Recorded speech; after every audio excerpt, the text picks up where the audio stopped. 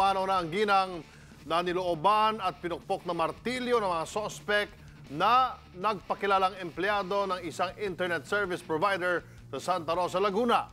Kaya ang pamilya ng biktima humingi na ng tulong sa maaaring nakakilala sa mga sospek.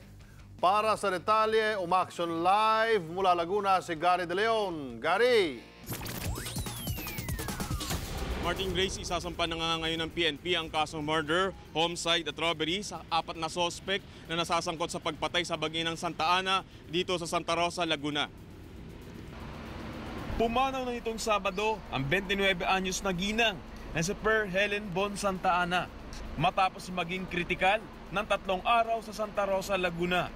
Inilagang ang labi niya sa tabi ng kanyang 1 taong gulang na anak na si Denzel Bon na nauna nang pumanaw sanhi ng mga pukpok ng martilyo sa ulo noong 2 ng Marso.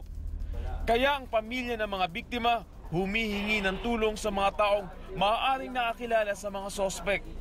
Coordinate po kayo, please naman. Huwag naman sana mangyari sa isa sa mahal nyo.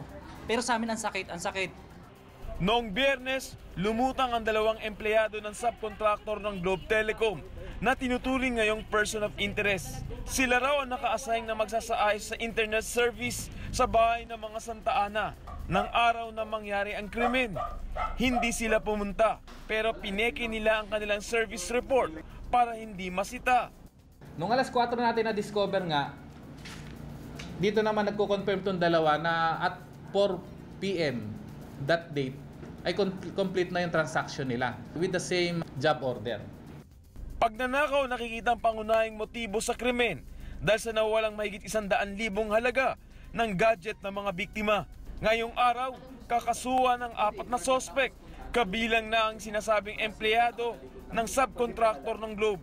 Isa na rito si David De La Cruz, ang teknisyang umanong pumasok sa bahay at pumatay sa mag-ina at ang hindi pa nakikilalang kasamahan niya na nagsilbing lookout. Maaaring sabit din sa kaso ang 2 lalaking naging person of interest ng PNP. Be sure to come back. Use 5 everywhere. Copyright 2016.